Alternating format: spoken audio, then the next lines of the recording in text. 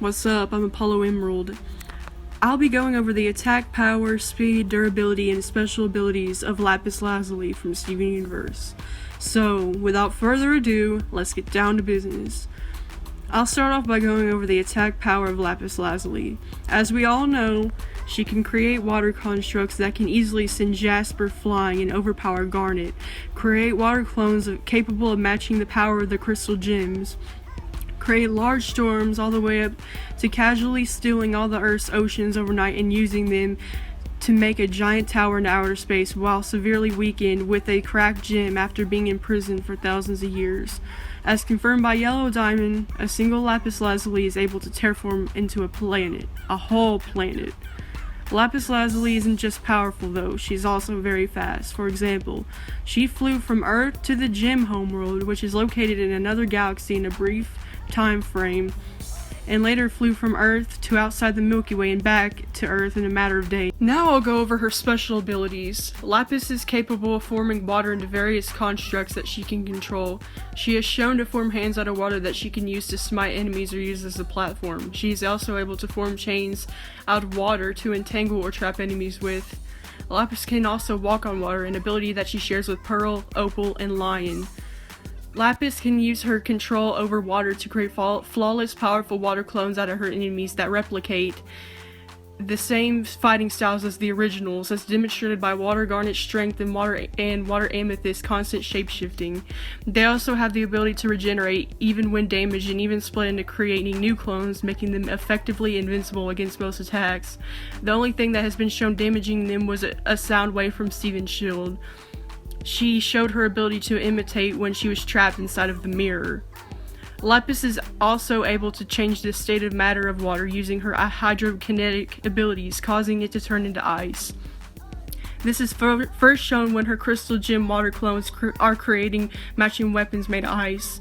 As shown in the episode Same Old World, Lapis is able to project any of her past memories onto a mirror-like surface, an ability she was still able to use while she was trapped inside the mirror. While she uses this ability, her eyes lose their pupils and become silvery and reflective, similar to how they look when her gemstone was cracked.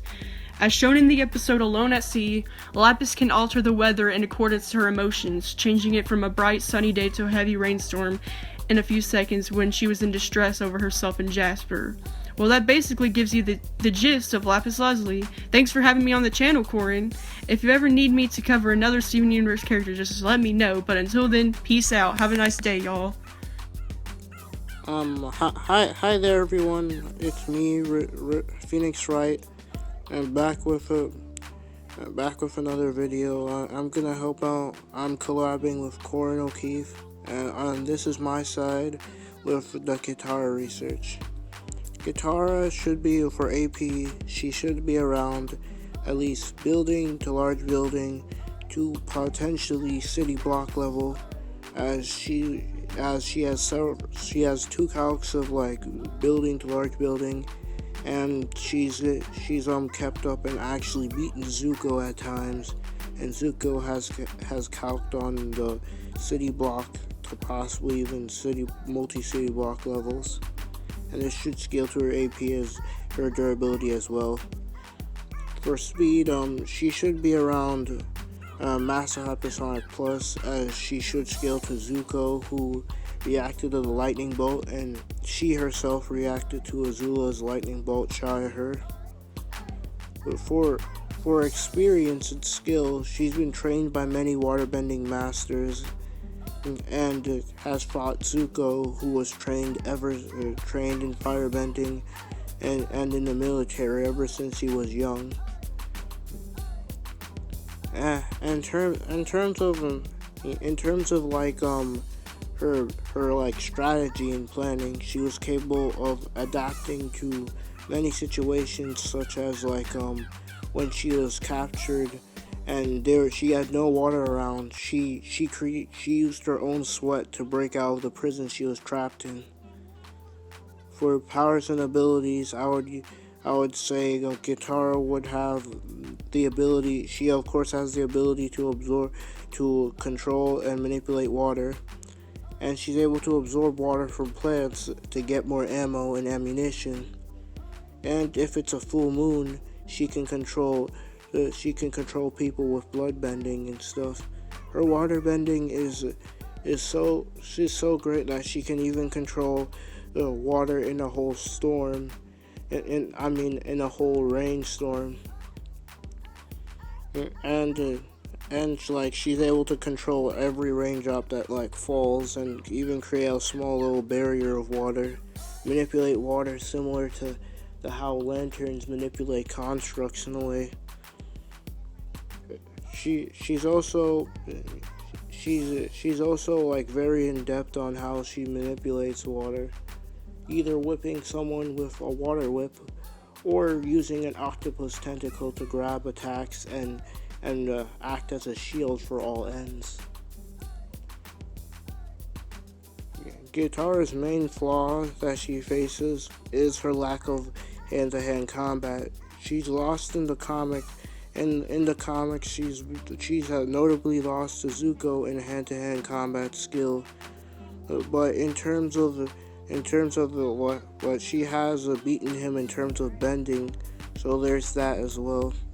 Also, her blood bending can only be used on a full moon, and not in a normal combat scenario. But all in all, Katara is a very powerful water bender, and not to be underestimated. She's gained the title of a waterbending master. Now that Apollo and Phoenix have showcased what these two water manipulating badasses are capable of, it's time for me to move on down the line and tell you who should be taking victory more often than not. But before I do, I would like to say that this fight will obviously be taking place around a body of water. That way they will both be able to utilize their water manipulation to the best of their abilities. And folks, if I'm being honest, I have to give the victory to Lapis more often than not, and here's why. Let's start off by comparing their attack power when it comes to their water manipulation and bending. As pointed out by Phoenix, Katara has demonstrated consistent large building level feats. And scaling to Zuko, you could imply she's around the multi-city block level ranges. And this is impressive, but it really doesn't compare to what Lapis is capable of. As mentioned, Lapis is capable of creating water constructs that can easily overpower Jasper and Garnet. Impressive, considering Jasper is durable enough to tank the explosion of the core of the Gem warship. And as we know, this Gem warship is much more powerful than an ancient Gem transport ship, which is already powerful enough to produce around 317 megatons of TNT, which is essentially enough TNT to destroy a mountain. And as we know, Garnet was capable of fighting on equal footing with Jasper, and could damage her and take her attacks, showcasing that they are comparable in terms of attack power and durability. And here we have Lapis creating constructs that are powerful enough to casually overpower both Jasper and Garnet, as well as being able to create clones that are able to match Garnet blow for blow in combat. So not only is Lapis capable of creating clones that can easily match Katara, but she can also create water constructs that far surpass Katara in terms of attack power. And it becomes even more clear that Lapis holds a huge attack power advantage over Katara when you take into consideration that Lapis is capable of casually stealing all of the Earth's oceans overnight and using them to create a giant tower into outer space while severely weakened with a cracked gem, as well as the fact that a single Lapis Lazuli is powerful enough to easily terraform a planet. There's really nothing that suggests Katara would be able to hold her own against this level of attack power. But what about speed? Maybe Katara is fast enough to avoid Lapis and her overwhelming attack power. And maybe she's fast enough to land more hits on Lapis, considering she's easily a lightning timer, which means she easily has massively hypersonic up to massively hypersonic plus reaction time and combat speed.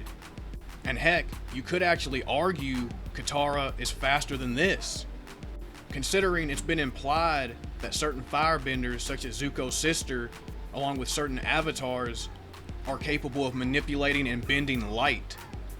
And obviously Zuko would be comparable to his sister, and Katara would be in the same ballpark as Zuko.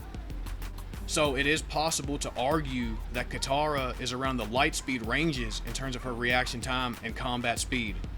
However, this would still be slower than Lapis. As mentioned by Apollo, Lapis is fast enough to fly from Earth to the gem homeworld, which is located in another galaxy, in a very brief time frame, easily making Lapis massively faster than the speed of light. And this is consistent, considering she later flew from Earth to outside the Milky Way galaxy and back to Earth in a matter of days. So in terms of speed, Katara is going to have a very hard time keeping up with Lapis and avoiding her attacks, even if we did say Katara had light speed reaction time and combat speed. Light speed doesn't compare to somebody who is massively faster than the speed of light. But what about Katara's blood bending? Could that actually turn the tide? Well, possibly, but there are some problems with this. First of all, a full moon needs to be out in order for her to use blood bending. But even if we granted this to her, there are still problems. One of those problems would be the crystal gems, including Lapis, do not actually have any bones, organs, or blood in their bodies. And the other problem would be the difference between their power. So even if we granted blood bending to Katara in this situation, it would likely have no effect on Lapis at the end of the day. There's also something else to consider in this fight, and that's the fact that the crystal gems have limitless stamina, and this does include Lapis, which means Lapis not only holds a huge attack power and speed advantage over Katara, but she also has the stamina to back these advantages up and outlast Katara in this fight. I may have to give Katara the overall hand-to-hand skill advantage, and she's possibly more skilled with water manipulation. However, skill alone is not enough to overcome the advantages that Lapis holds over Katara. So at the end of the day, Lapis is powerful enough to easily overpower Katara. She's fast enough to land more hits on Katara and avoid virtually all of Katara's attacks. She has more than enough stamina to outlast Katara in this fight, and it's highly unlikely that Katara's blood bending would work on Lapis. Overall, it's honestly safe to give Lapis the victory more often than not. But let me know what you all think down below. And before I go, I would like to give a big shout out and thanks to William Alvarado for requesting this matchup. So, thank you, dude. And I would also like to give a huge thanks to Apollo and Phoenix for helping out with this matchup and covering Lapis and Katara. I sincerely appreciate both of you.